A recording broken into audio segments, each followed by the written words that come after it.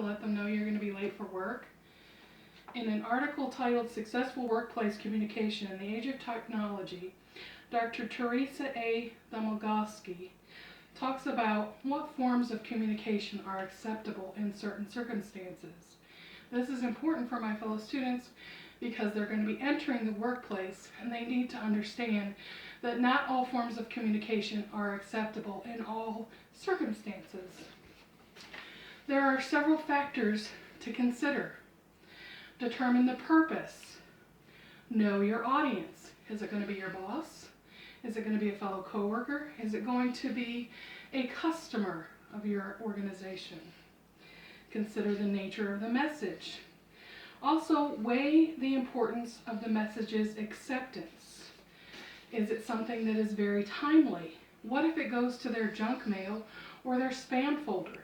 Domogowski recommends following up this type of communication with a phone call so that you're sure that it is received. It is necessary to provide opportunity. If it is necessary to provide opportunities for your audience's questions or follow-ups, then it is most likely best to do this face-to-face or by Skype so that you do afford them the opportunities for this follow-up.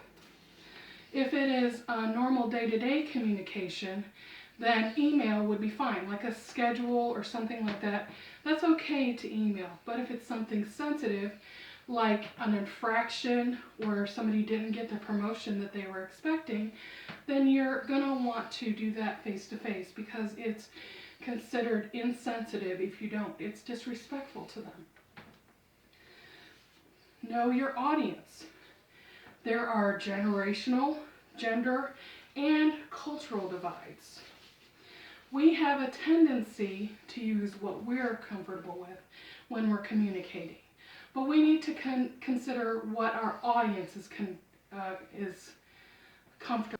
We have to consider what our audience is comfortable with when we communicate with them. If you notice that they are more comfortable sending you emails, then you email them too. If they're more likely to use face-to-face communication, then you should use that as well, so that they are comfortable in the communication as well.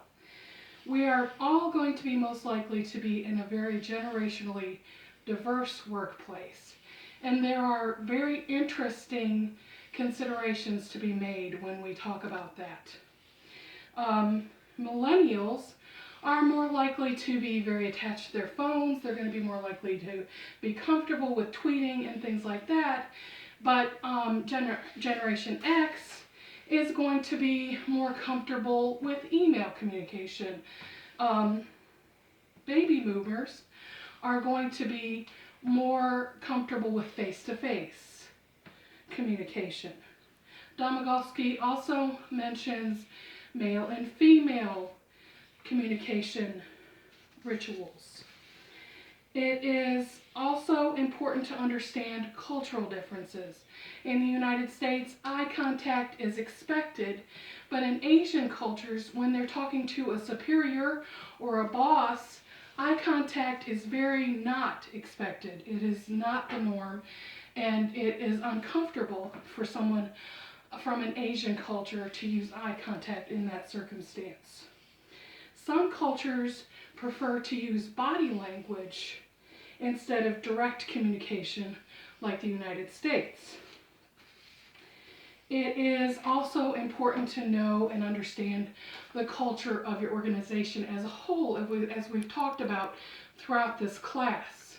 It is important to know whether your organization's culture is more laid back or more rigid. In a startup with a 25-year-old CEO, it's probably going to be more laid back. But if you're starting at a law firm, it may be more rigid, where text messages are not the norm at all.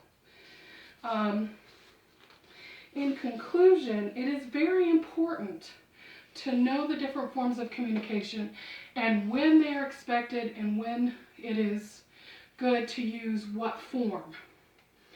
In my workplace, my boss is okay with us texting if we're going to be late or if we're going to use a sick day.